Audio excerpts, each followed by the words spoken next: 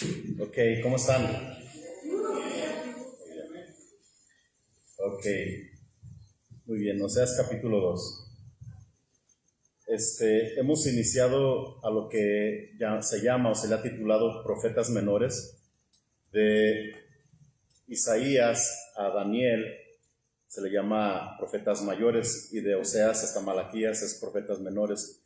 No porque sea de más importantes, sino que es el contenido. O sea, son menores porque es menos escritura, aunque Oseas es más amplio que Daniel y Zacarías es más amplio.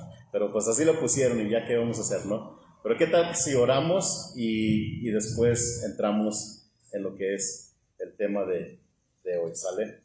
Señor, hoy en esta noche te damos muchas gracias. Rogamos, seguimos pidiendo por don José, por Frank, para que lo fortalezcas. Seguimos pidiendo por todos aquellos que están sufriendo, que están padeciendo, Señor, por diferentes causas. Y hoy, Señor,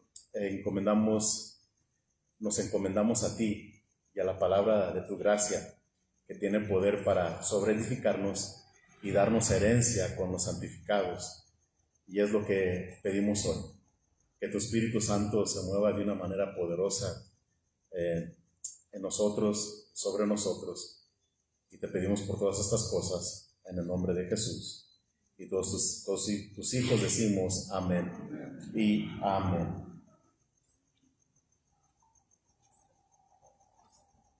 Si recuerdas, la semana pasada les dije que Oseas profetizó para el reino del norte con un mensaje muy fuerte, no solo para la nación, sino para él mismo.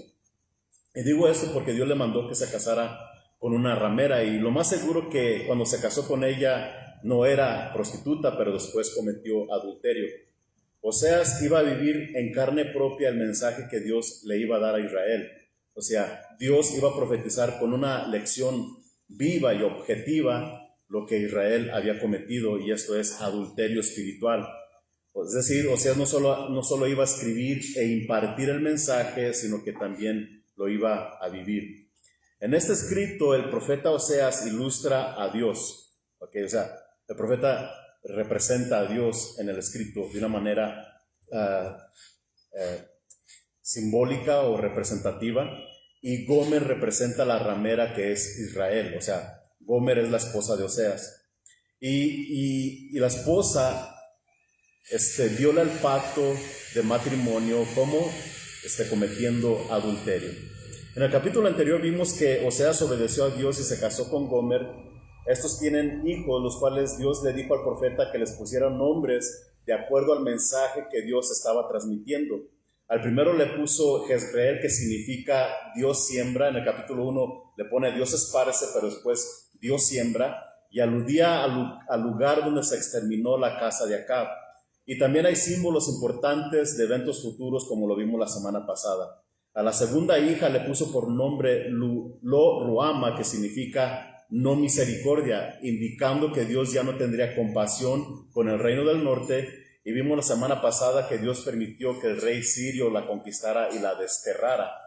El tercer hijo, Dios le mandó que le pusiera Lo-Ami, que significa no son mi pueblo. Dios estaba anunciando que se estaba desligando de la nación, o con la nación. Y si recuerdas que el capítulo anterior termina con una futura restauración del pueblo de Dios, y todo se cumple en la persona de Jesucristo. Y es lo que va a pasar hoy también en el capítulo 2 y en el capítulo 3. Y básicamente el libro de Oseas se divide en dos partes. Del 1 al 3 es como Oseas representa y vive el mensaje de Dios y quiere que la nación lo comprenda. Del capítulo 4 en adelante es solamente como Dios dando advertencias, profetizando. Es decir, ahora primero Oseas toma la figura ofendida, pero del capítulo 4 en adelante ahora sí empieza a ejercer su ministerio profético y anunciando lo que va a suceder si no se arrepienten. ¿Ok? Entonces, fíjate lo que dice en el versículo 1 y 2 del capítulo 2. Decid a vuestros hermanos, a mí, ahí no tiene lo a mí, simplemente dice a mí, y a vuestras hermanas Ruama, tampoco tiene lo Ruama. Versículo 2, contended con vuestra madre, contended porque ella no es mi mujer, ni yo su marido. Aparte pues sus fornicaciones de su rostro y sus adulterios de entre sus pechos. Entonces primero se dirige a la nación con los nombres de Ami, que significa pueblo mío. En el capítulo anterior no era mi pueblo, y Ruama, que significa compadecida, o ella ha recibido compasión. Y en estos nombres Dios está anunciando la futura restauración que mencionó en el capítulo anterior, que Dios se iba a compadecer de ella y que realmente iba a ser su pueblo, si lo recuerdas. Y les pide que estas hijas contiendan con su mamá, y aquí la palabra contender es echarle en cara o que la acusen delante de un tribunal su falta y su pecado. Les está pidiendo Dios que sus hijas acusen a esta mujer para que se arrepienta, ¿ok? Dios esperaba un arrepentimiento genuino de la nación. Y checa lo que dice versículo 3 y versículo 4.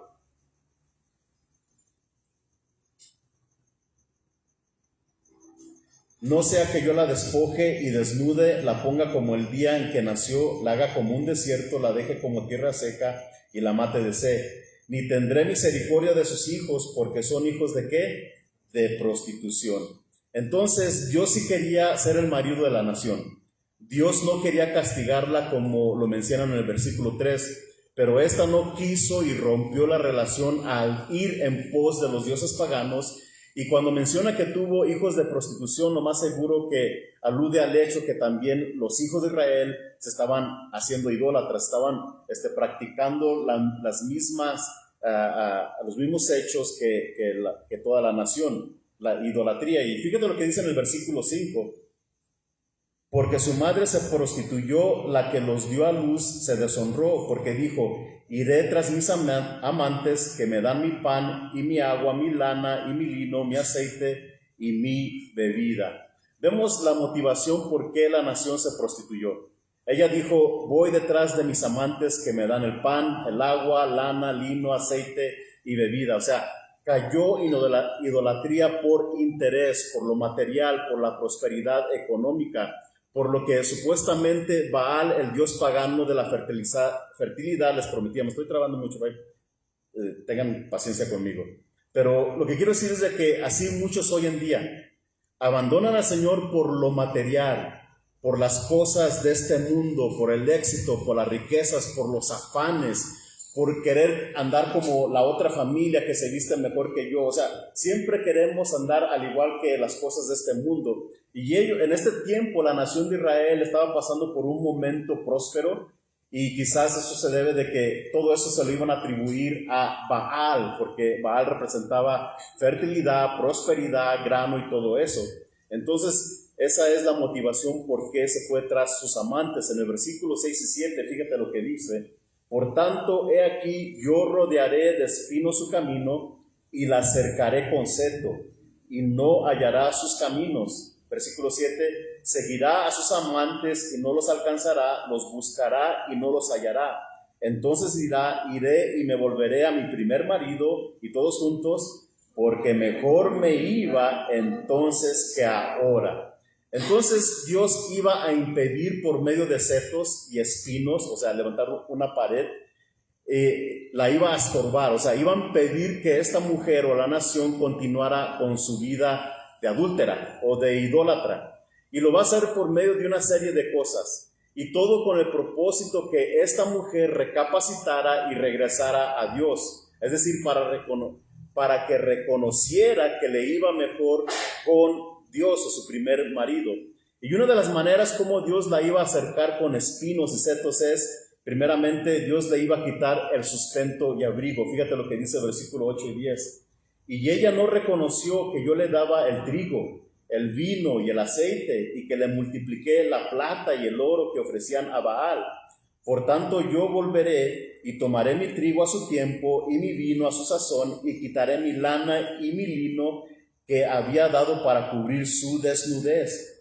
Y ahora descubriré yo su locura delante de los ojos de sus amantes, y nadie la librará de mi mano. O sea, Dios le quita, dice, yo le voy a quitar el sustento y el abrigo, todas esas provisiones que esta Israel está atribuyendo a Baal, yo se los voy a quitar. O sea, Dios era el que realmente la estaba sustentando. O sea, su locura fue no darle mérito a quien en verdad le estaba proveyendo por sus necesidades, y ese era a Dios. Y así muchos hoy en día, ¿a poco no? Le atribuyen su éxito, le atribuyen sus posesiones, le atribuyen otras cosas, a su astucia, a su empeño, a su inteligencia, menos a Dios. Y déjame decirte que realmente Dios es el que nos da la fuerza, Dios es el que nos da el intelecto, Dios es el que nos da la salud, si Él lo permite. Si Él quisiera, Él dijera, ¿sabes qué, Ramón? Ya no quiero que veas, no voy a ver. O sea, y siempre hay que vivir dándole el mérito que Dios es el proveedor de todas las cosas, especialmente como cristianos. Dios nos abre las puertas, Dios nos da las fuerzas para trabajar, Dios nos da el intelecto y la sabiduría cómo hacer las cosas. Entonces hay que atribuirle a Dios lo que se le debe atribuir, ¿ok? Otra manera como Dios la iba a acercar con espinos es que Dios le iba a quitar todo lo que le daba alegría, gozo y placer. Fíjate lo que dice el versículo 11 al 12. Haré cesar todo su gozo, sus fiestas, sus nuevas lunas y sus días de reposo y todas sus festividades. Y haré talar sus vides y sus higueras, de las cuales dijo, mi salario son, salario que me han dado mis amantes, y las reduciré a un matorral, y las comerán, ¿quién? Las bestias del campo. Entonces Dios le iba a quitar todo eso. Dios le quitó todo eso para que entendiera que no fueron sus amantes, para que entendiera que no eran ellos, o sea, que no eran nadie más, sino solo Dios el que le había provisto todas sus necesidades y toda su provisión. Y como lo dije, la verdad, hermanos, que todo lo que tenemos, todo lo que hemos recibido, lo hemos recibido de parte de Dios. Y siempre hay que darle el mérito a Él. ¿Por qué? Porque si no le damos el mérito, vamos a vivir una vida ingrata, o sea, una vida sin agradecimiento a Dios. O sea, si no reconocemos que Dios es el que nos sustenta y que nos da el abrigo y nos abre las puertas, no vamos a tener a nadie más que en agradecerle, sino a nosotros mismos. Así que vamos a estar como Nabucodonosor. Nabucodonosor en su soberbia, en su orgullo, porque eso es lo que hace a la persona. Si no reconoces quién es el proveedor, vas a andar así como de soberbio y orgulloso, y como Nabucodonosor.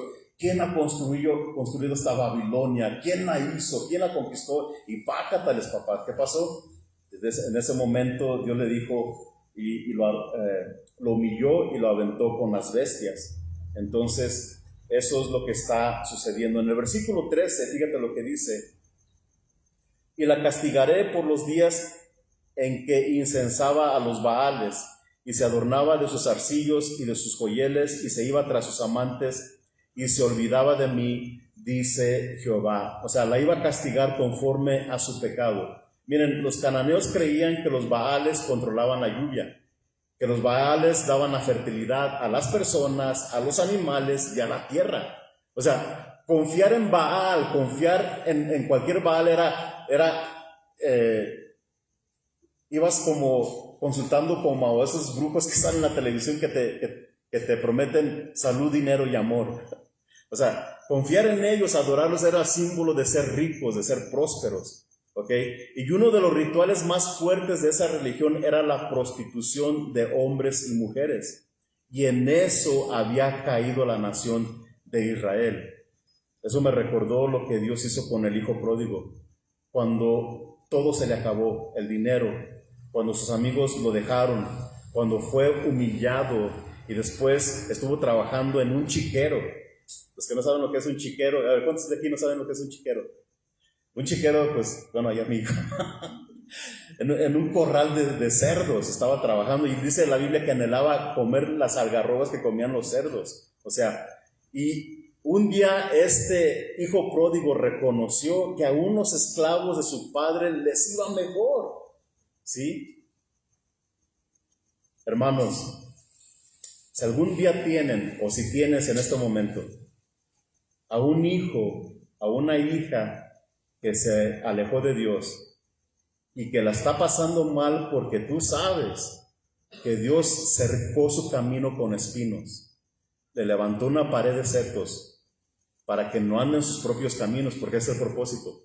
Dios pone un cerco de espinos y levanta una pared para que no encontremos nuestros caminos, porque si nosotros nos andamos en nuestros propios caminos, nos echamos a perder. Y lo que quiero decir es de que no estorbes lo que Dios quiere hacer. En lugar de estorbar a Dios, mejor estorba a tu hijo, estorba a tu hija, pero no estorbes a Dios. ¿Por qué? Porque lo que el Señor quiere hacer es para que ese hijo o esa hija regrese a Él. Y a veces estorbamos a Dios no permitiendo que se paguen las consecuencias de su pecado.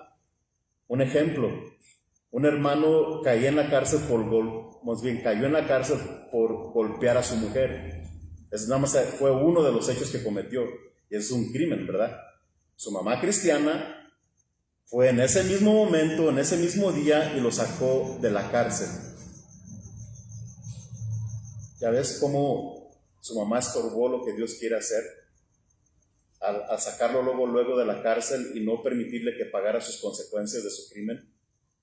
Miren, hermanos, a veces nosotros quizás en maneras mínimas sacamos a nuestros hijos de sus apuros, se meten en problemas y luego no los sacamos de sus apuros. Ahí vamos.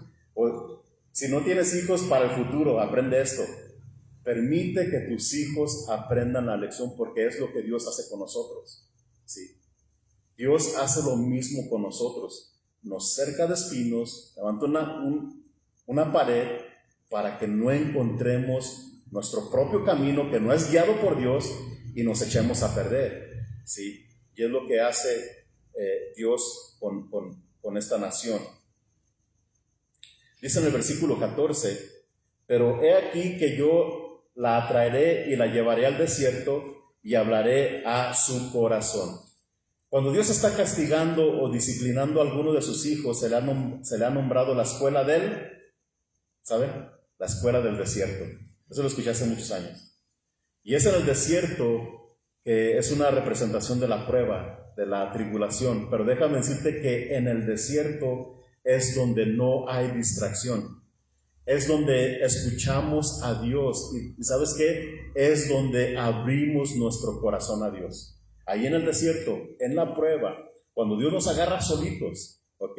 Es cuando escuchamos. Fíjate lo que dice aquí en el 14, que la llevaré al desierto y hablaré a su corazón. Y ahora, de los versículos 15 al 23, va a terminar con una futura restauración del pueblo pecador. Pero los va a restaurar únicamente hasta que se arrepientan. Cuando se arrepientan, Dios los va a restaurar y lo va a hacer por medio de una serie de cosas, ¿ok? Dice, versículo primero, Dios promete restaurar el sustento y la alegría del pueblo cuando se arrepienta. Fíjate lo que dice el versículo 15. Y le daré sus viñas desde allí y el valle de Acor por puerta de esperanza, y allí cantará como en los tiempos de su juventud y como en el día de su subida, ¿de qué? De la tierra de Egipto. Entonces Dios promete restaurar el gozo y el sustento. Versículos 16 y 17 dice, en aquel tiempo, dice Jehová, me llamarán Ishi, que significa marido, y nunca más me llamarán, ¿qué? Baal, o Señor, o Maestro, porque quitaré de su boca los nombres de los Baales, y nunca más se mencionarán sus nombres. Entonces, no solamente Dios promete restaurar la alegría y el gozo, pero también Dios promete restaurar la relación, la comunión que alguna vez se tuvo, y se van a dirigir a Dios como el marido. Otra cosa que Dios promete restaurar es la paz y la seguridad. Fíjate lo que dice el versículo 18. En aquel tiempo haré para ti pacto con las bestias del campo y con las aves del cielo y con las serpientes de la tierra, y quitaré de la tierra el arco y espada y guerra y ¿qué? Y te haré dormir segura. Entonces Dios promete paz y seguridad. Y luego, fíjatelo, y por último, versículos 19 y 20. Y te desposaré conmigo para siempre, te desposaré conmigo en justicia, juicio, benignidad y misericordia, y te desposaré conmigo en fidelidad, y conocerás a Jehová. Dios promete restaurar ese pacto de matrimonio que tuvo con la nación, pero no solamente con la nación, porque la semana pasada vimos que ahora incluyen a los gentiles, y déjame decirte que esta promesa se cumple en Jesucristo nuestro Señor. Fíjate, no sé si tienes ahí 2 Corintios capítulo 11 versículo 2, o se lo leo. 2 Corintios capítulo 11, 2.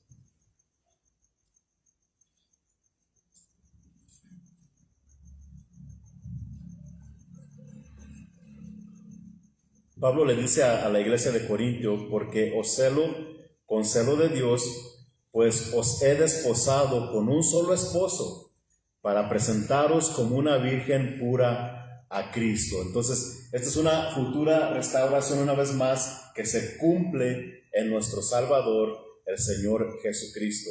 Y fíjate lo que dice el versículo 21 al 23. En aquel tiempo responderé, dice Jehová, yo responderé a los cielos, y ellos responderán a la tierra, y la tierra responderá al trigo, al vino y al aceite, y ellos responderán a Jezreel. Y la sembraré para mí en la tierra, y tendré misericordia de lo Ruama, y le diré a lo Ami, tú eres pueblo mío, y él dirá, Dios mío. Entonces, una vez más, esta futura restauración incluye a los gentiles. Si recuerdas, leímos el pasaje de Romanos capítulo 9, donde usa estos versículos del capítulo 1 y el capítulo 2, donde Dios ya también incluye a los gentiles, no solamente a la nación de Israel, sino también a los gentiles. Y esa época, queridos hermanos, porque aquí repite una frase, en aquel día, en el versículo 21, en aquel tiempo, el versículo 18, en aquel tiempo, hablando para nuestros tiempos. Habrá provisión, habrá comunión con Dios, una comunión perfecta y completa, y nosotros podemos decir, gloria a Dios, aleluya. Ok, entonces, y lo más seguro que esto, como en el capítulo anterior y el capítulo 3 que vamos a ver, solamente son 5 versículos, pero también lo más seguro que todo eso se llega a su plenitud en el reino milenial. ¿Ok? Ya cuando lleguemos a Apocalipsis, los domingos, vamos a ver ese tema. Ahora, en el capítulo 3, fíjate lo que dice.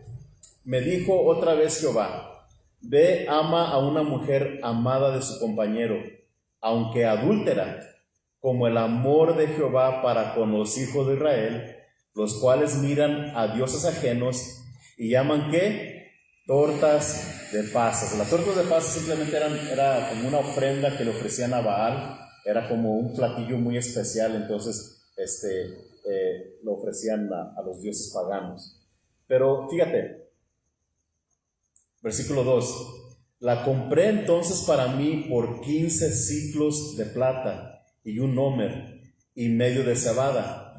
Y le dije, tú serás mía durante muchos días, no fornicarás ni tomarás otro varón, lo mismo haré yo contigo.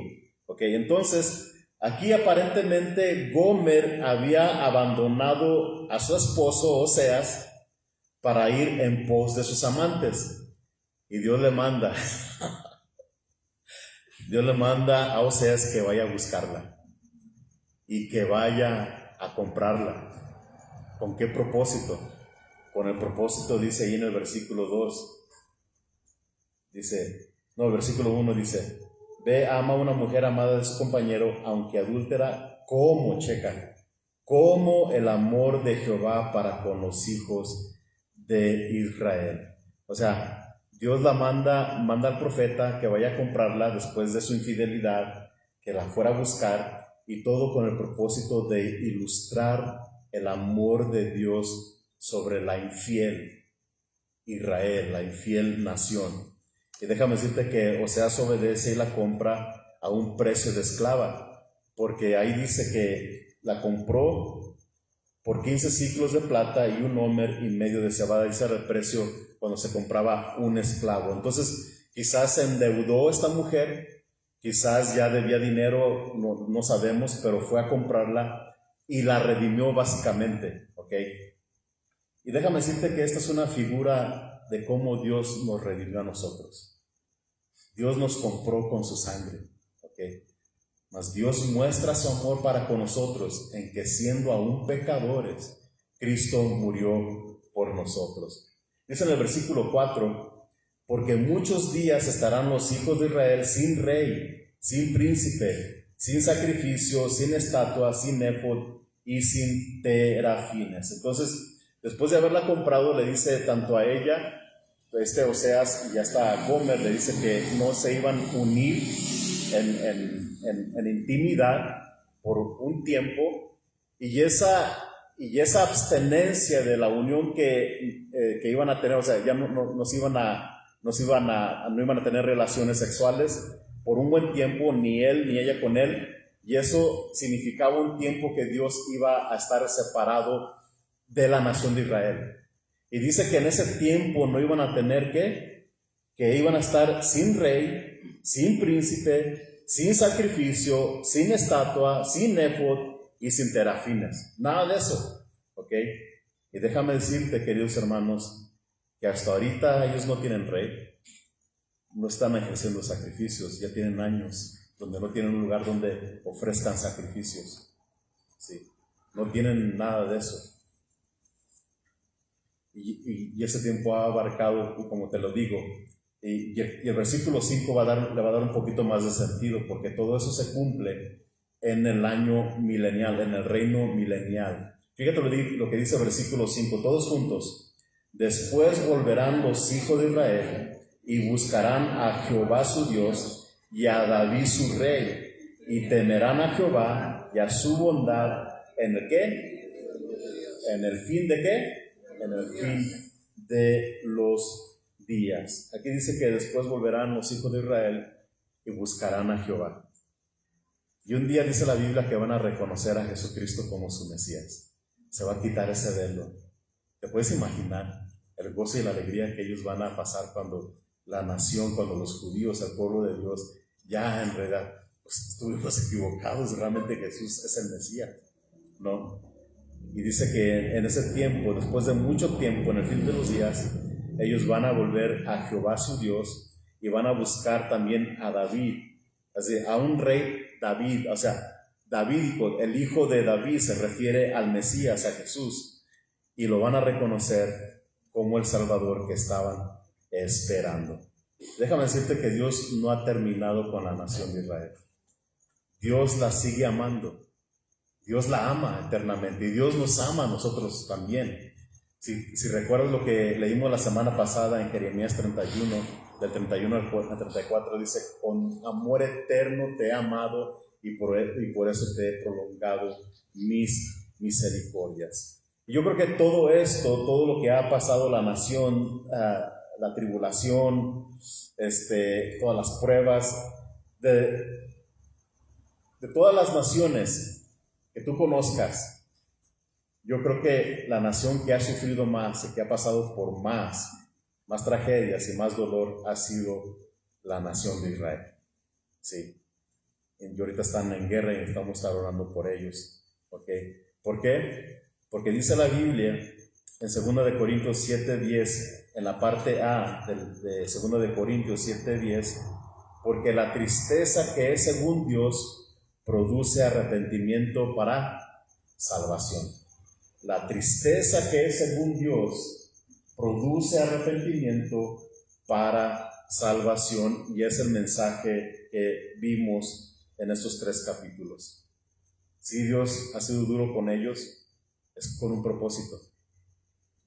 Y también nosotros permitimos que nuestros hijos también paguen las consecuencias con un propósito, para que entiendan que el pecado trae un precio.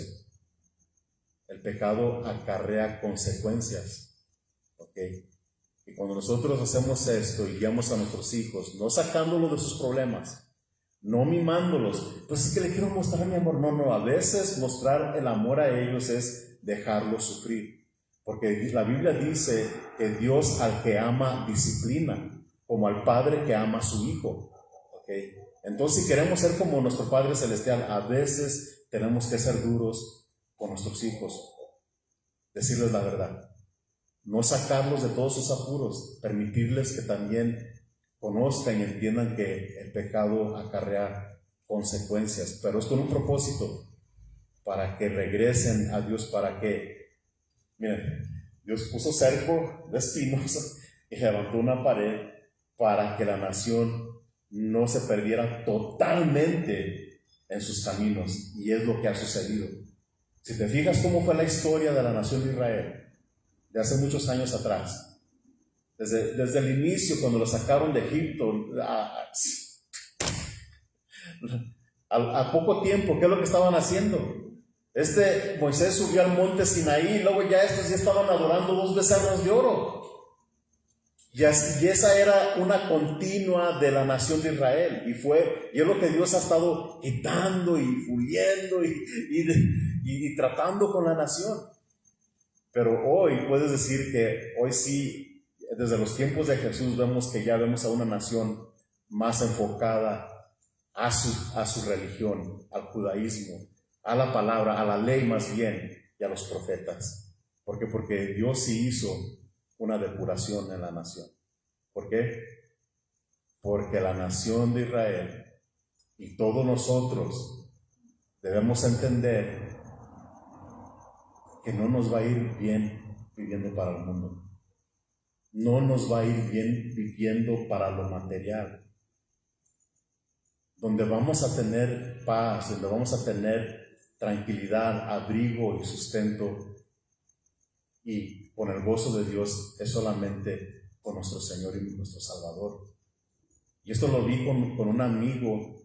Yo no era ni cristiano, yo estaba bien perdido, y con un amigo nos empezamos, pues yo ya era borracho y drogadicto y bla, bla, bla. Y yo conocí a este camarada de Tolobampo, Sonora, allá en Phoenix, Arizona, y él tenía como unos meses que se había alejado de la iglesia cristiana y andaba conmigo, y lo conocí por ciertos meses, y luego de repente, no sé, creo que le hice la pregunta y le dije, oye, cuando eras cristiano te iba mejor, y casi con lágrimas en los ojos, sí, me iba mejor, me iba mejor. Lo que hace el pecado, ¿no?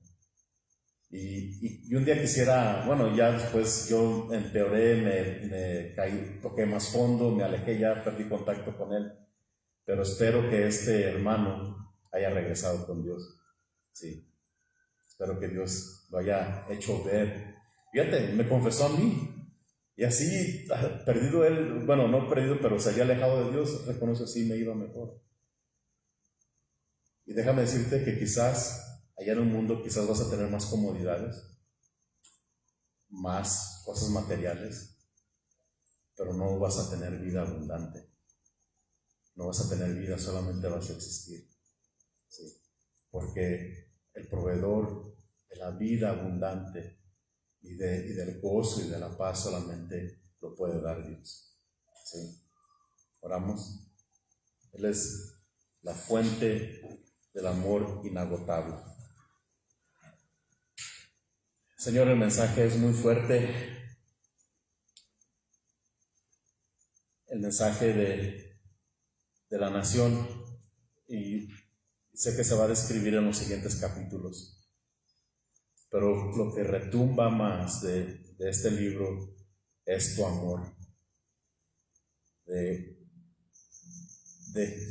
cómo en tu amor tú nos buscas, nos persigues, y tratas con nosotros hasta reconocer que nos va mejor contigo, que es mejor tener 2 pesos en la bolsa que tener 2 millones sin ti. Y por eso ayúdanos a reconocer, Señor, que tú eres el sustentador, el que no solamente sustenta nuestras vidas físicas, pero lo más importante, la espiritual, que es la vida eterna, Señor. Muchas gracias por todo. Gracias por todo en el nombre de Jesús. Amén. Ya. Vamos a terminar con un canto.